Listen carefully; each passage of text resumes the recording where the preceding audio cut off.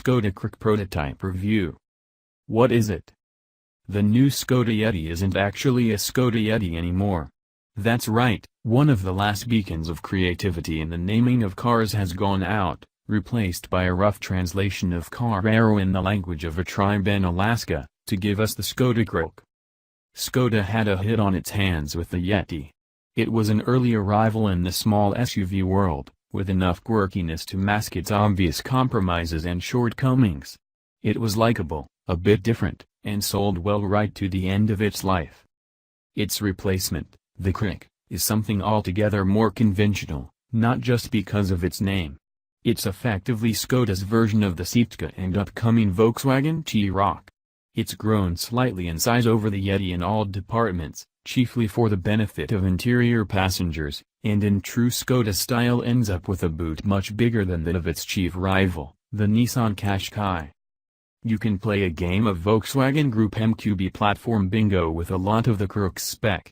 There are 5 engines in the range, all direct injection turbocharged units with EU6 emissions compliance, ranging from a 3-cylinder 1.0-liter TSI unit with 113 bhp to a range-topping 2.0-liter TDI with 187 bhp. 4 of the 5 engines offered on the Karoq were not offered on the Yeti. Front-wheel drive and a 6-speed manual gearbox are standard, with 4-wheel drive and a 7-speed dual-clutch automatic gearbox offered with certain engines.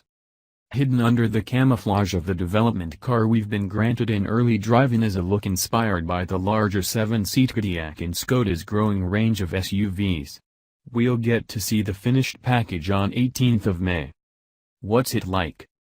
It should be of no surprise that the Karoq provides a driving experience familiar from that of other MQB-based SUVs, albeit tuned to a more Skoda-friendly flavor.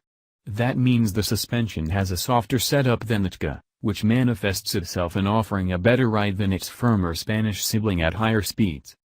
It handles large compressions and long wave undulations well, but soft does not always mean comfortable. The low-speed ride is inconsistent, with the car fidgeting on all but the smoothest of surfaces. Our test car was fitted with the standard passive dampers, which do a poor job of isolating occupants from scarred road surfaces. The fact that Skoda has sped up development of its optional dynamic chassis control adaptive dampers to fix this issue is telling, and they should be available at the launch of UK cars, if not soon after. The Karoq's softer setup also means more body roll through corners. As for the steering, it's very light when left in the normal driving mode. Switching over to the sport mode adds more resistance, but it still feels over-assisted and remote. There is also noticeable suspension noise, which fast seems to be becoming a Skoda trait. Our test car was equipped with the lower-powered 148 bhp version of the familiar 2.0 TDI engine. It's wanting for little to suggest you'll need to trade up to the 187 bhp range topper. It's brisk in a straight line once you're over the initial hesitation of the optional DSG gearbox before it shuffles nicely through the gears. It's a very tractable engine, and impressively refined. Some 4-wheel drive versions of the Yeti can also claim a mite of off-road ability. Selecting the off-road mode in the Karoq activates hill descent control and keeps the car in the low gear. It feels more capable off-road than the Peugeot 3008 with a similar setup, but it would be wrong to call the Karoq an off-roader with its limited ground clearance and wheel articulation. Conquering a muddy field it can do, though, and that'll be fine with its owners. They'll also be very pleased with the Karoq's interior, which is one of its real highlights. The design has greater differentiation to those of its MQB siblings.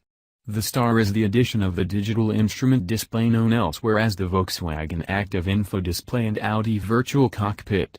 It has made it into the Karoq as the imaginatively named digital instrument panel, and shows key driving, sat-nav and infotainment information in the instrument binnacle.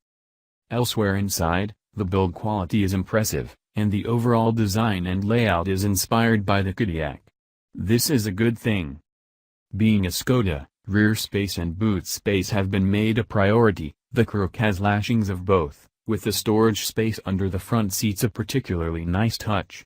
The removable Variaflex rear seats of the Yeti are carried over to the Karoq, And boot space is class leading, at 488 liters or maximum of 1810 liters in full van mode.